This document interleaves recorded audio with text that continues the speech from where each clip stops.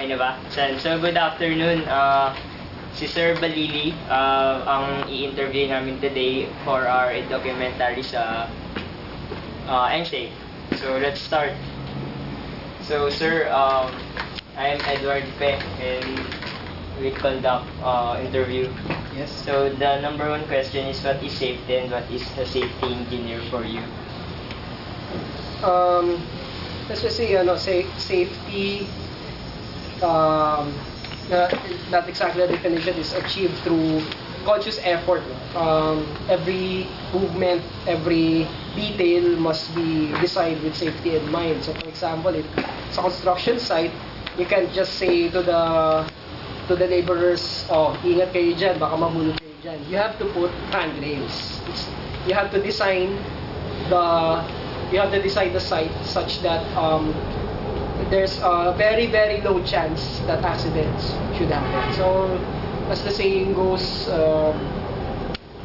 there are no accidents, only neglect, only negligence. So, most of the time, yeah. So, let's move on to a safety engineer ensures that all conditions at the site is in tune with safe practices. So, for example, makikita natin sa mga harap na construction site, mayroong attire na sinasabing this attire is not safe. Yung nakasando, walang boots, walang gloves, tapos meron yung half na picture na nagsasabi, ito yung safe na picture. So, the job ng safety engineer is to check each and every one. Yung laborers, are they complying with safe practices? Then, yung site, are there handrails? Are there, kung merong nasa top floor, meron ba silang harness? So, yun yung ginagawa ng safety engineer. Chine-check niya every single detail which contributes to the safety of the site. So, okay. Thank you, sir. So, question number 2 is, how do you practice safety engineering? So, how do I practice? Actually, I'm more of a structural engineer, more in the office.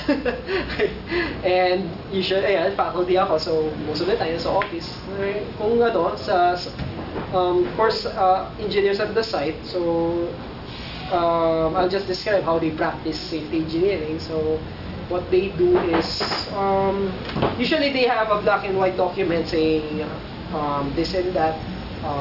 You should, as I've said, some examples a while ago, everything should have railing, the site should have railing, everybody should have a harness if the site is hazardous. And to practice safety engineering is just to follow these principles, pero at the same time, dapat proactive ka. No? So, just in case there's a situation na it's not written in black and white, dapat proactive ka, use your common sense. So, for example, merong mga paint cans na nasa stair, so it could be a tripping hazard, pwede mag-trip yung mga tao.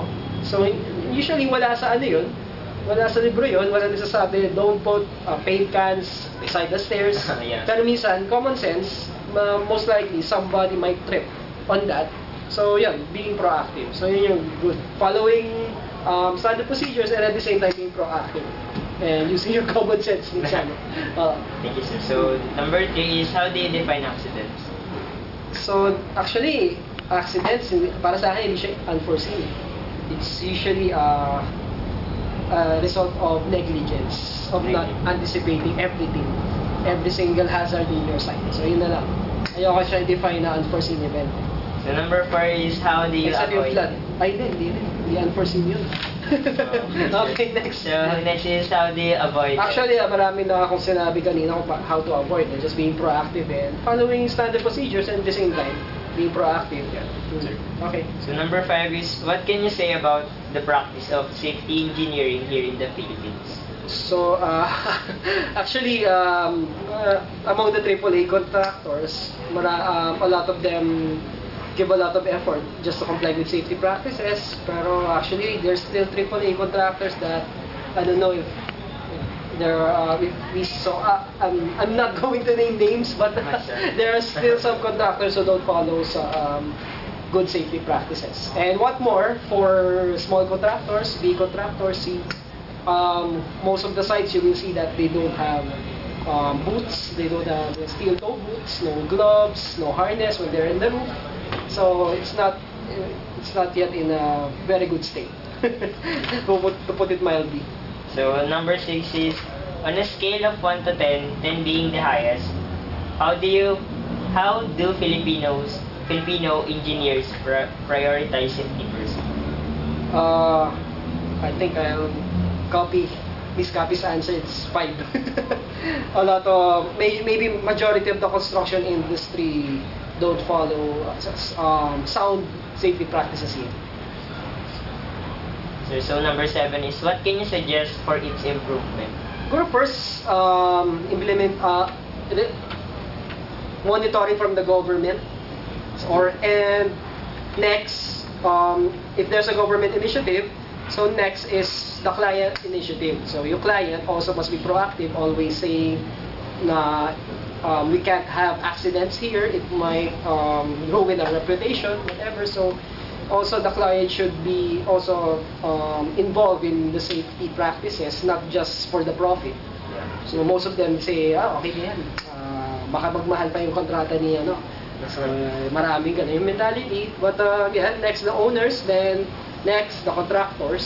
So also, and actually connected siya doon sa government implementation. So ma-regulate sila ng government, and the contractors would maybe toe in line.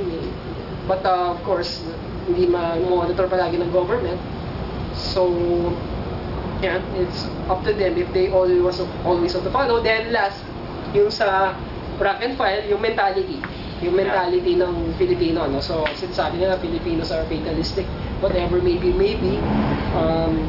So siguro dapat mawala na yung mentality that yung sinabi ko kanina, no, yung unforeseen events. Actually, accidents are not unforeseen, they are a result of negligence. So para sa akin, yung may improve yung mentality na from management to rank and file, maging proactive sila sa safety. Actually no excuses. Yung iba kasi parang sasabihin, okay na to. Parang may isang situation, sabihin nila, siguro hindi naman mangyayari to, hindi ko muna susundan. Yeah. So dapat, consistent ka rin. Proactive, being proactive in that, and being consistent. Hindi pwede yung may isang sitwasyon na papalampasin mo lang. Dapat, consistent. So number 8 is, tell us your experience with your profession regarding safety engineering. Actually, I only had experience with construction during my OJT. After that, I was involved in design, so usually nasa office ako. Pero, yung sa mga contractors, usually nasa site visit, and most of the time, nagko-complain naman yung mga contractors na nag-involved dun sa project namin. So, in my experience, the few contractors, the few projects that I inspected, they are following good practices. So that's from my experience. But of course, upon ocular inspection of all construction sites, you can see that not all of them follow good safety practices. So number 9 is, what do you think are the requirements for becoming a safety engineer?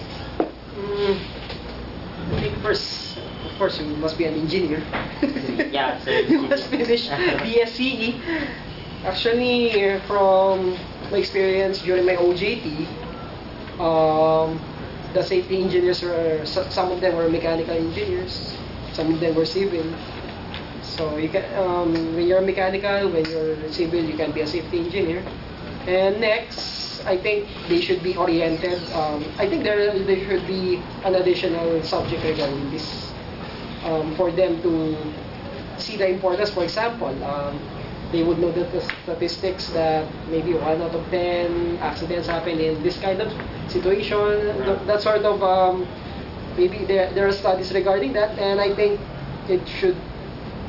maybe there should be a separate engineering field, I don't know. But minsan kasi makikita mo yung iba medyo they just follow the procedures pero hindi sila proactive.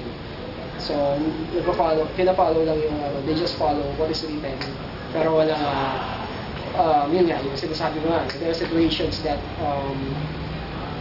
not everything is written for every situation. So yun lang. So number being proactive, yeah.